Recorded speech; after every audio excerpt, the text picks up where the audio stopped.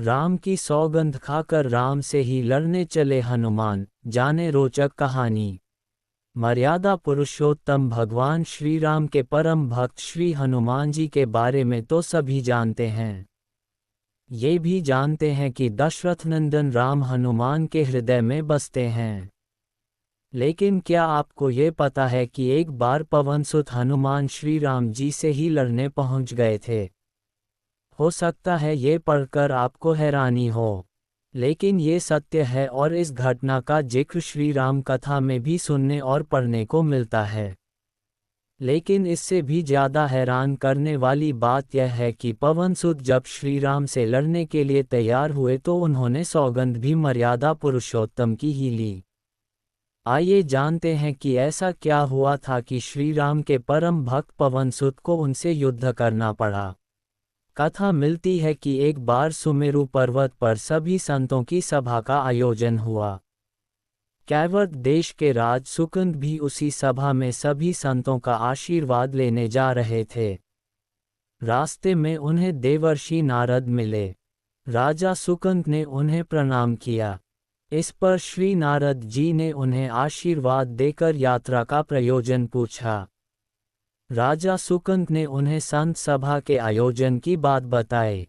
इस पर नारद मुनि ने कहा, अच्छा है, संतों की सभा में जरूर जाना चाहिए। ऐसा कहकर सुकंद को जाने का आदेश दिया।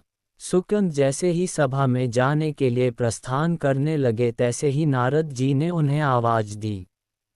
इसके बाद कहा कि जिस सभा में जा रहे हो उसमें सभी को प्रणाम करना, लेकिन ऋषि विश्वामित्र का अभिवादन बिल्कुल भी मत करना। इस पर सुकंद ने पूछा कि यह तो उचित नहीं है। तब श्री नारद जी ने कहा कि तुम भी राजा हो, वह भी पहले राजा ही थे, अब संत हो गए हैं, मत करना प्रणाम। राजा सुकंद ने किया भी ठीक वैसा ही। सभा के समाप्त होते ही विश्वामित्र जी श्री राम से मिलने पहुँचे। वहां पहुंचकर उन्होंने बताया कि उनका अपमान हुआ है। वह इसे भूल भी जाते, लेकिन ये तो संत परंपरा का अपमान है। राम जी ने पूछा, गुरु जी क्या हुआ? तब विश्वामित्र जी ने कहा कि मेरा अपमान हुआ है। राम जी ने पूछा, किसने किया है? तब विश्वामित्र जी ने पूछा कि जानकर करोगे भी क्या? इस पर श्री राम जी ने कहा कि गुरु जी, आपके चरणों की सौगंध लेकर प्रतिज्ञा करता हूँ, जो सिर आपके चरणों में नहीं झुका है उसे काट दिया जाएगा। कल सुबह मैं उसका वध करूँगा। श्री राम की इस सौगंध का जैसे ही राजा सुकंद को पता चला, वह नारद मुनि को ढूंढने लगे। काफी देर तक वह परेशान रहे, लेकिन नारद मुनि उन्हें मिल ही नहीं रहे थे। व्याकुल होकर जब वह रोने लगे तब नारद जी प्रकट हुए। सुकंद ने हाथ जोड़कर उन्हें सारी बात कह सुनाई, साथ ही प्राण दान की विनती की। इस पर नारद जी ने उन्हें माता अंजनी की शरण में जाने की सलाह दी। ये भी कहा कि अगर उन्होंने तुम्हें बचाने का वचन दे दिया तो तुम जरूर बच जाओगे। लेकिन ये भी कहा कि वह किसी को यह नहीं बताएंगे कि नारद जी ने उन्हें ये सलाह दी है। राजा सुकंद के रोने की आवाज़ सुनकर माता अंजनी बाहर पहुंची। तब उन्होंने कहा कि माता, मुझे बचा लें, अन्यथा विश्वामित्र जी मुझे मार डालेंगे। इस पर माता अंजनी ने सुकंद को उसके प्राण बचाने का वचन दिया। उन्होंने कहा कि तुम शरण में हो, तुम्हें कोई नहीं मार सकता। इसके बाद राजा सुकंद को विश्राम करने के लिए कहा। हनुमान जी ने श्री राम से की विनती। शाम ढले जब हनुमान जी माता अंजनी के पास पहुँचे तो उन्होंने सारी बात बताई। लेकिन सुकंद को बुलाने से पहले पवनसुत से सौगंध लेने को कहा। तब श्री हनुमान जी कहा कि वह श्री राम के चरणों की सौगंध लेते हैं कि वह सुकंद के प्राणों की रक्षा करेंगे। तब माता अंजनी ने राजा को बुलाया। हनुमान जी ने पूछा, कौन तुम्हें मारना चाहता है? तब सुकंद ने बताया कि श्री राम उन्हें मार डालेंगे। इतना सुनते ही माता अंजनी हैरान रह गईं। उन्होंने कहा कि तुमने तो विश्वामित्र जी का नाम लिया था, तब राजा ने कहा कि नहीं, वह तो मरवा डालना चाहते हैं, लेकिन मारेंगे तो राम ही। पवनसुत पहुँचे अपने इष्ट देव को मनाने। हनुमान जी ने राजा सुकंद को उनकी राजधानी में छोड़ा और श्री राम के दरबार में पहुँचे। वहां पहुंचकर उन्होंने राम जी से पूछा कि वह कहाँ जा रहे हैं। तब मर्यादा पुरुषोत्तम ने बताया कि वह राजा सुकंद का वध करने जा रहे हैं। तब हनुमान जी ने कहा, प्रभु उसे मत मारिए। राम जी ने कहा कि वह तो अपने गुरु की सौगंध ले चुके हैं, अब पीछे नहीं हट सकते। हनुमान जी ने कहा, प्रभु मैंने उसके प्राणों की रक्षा के लिए अपने इष्ट देव यानी कि आपकी सौगंध ली है। तब राम जी कहते हैं कि ठीक है, तुम अपना वचन निभाओ, मैं तो उसे मारूंगा। हनुमान जी राजा सुकंद को लेकर पर्वत पर पहुँचे और राम नाम का कीर्तन करने लगे। उधर राम जी राजा सुकंद को मारने के लिए उनकी राजधानी पहुँचे, लेकिन वह नहीं मिले तो वह उन्हें ढूंढते हुए पर्वत पर पहुँचे। वहाँ हनुमान राम मंत्र का जप कर रहे थे। राम जी को देखते ही सुकंद डर गए। उन्होंने कहा कि अब तो राम जी उसे मार ही डालेंगे। वह बार बार हनुमान जी पूछता कि बच जाएंगे हम।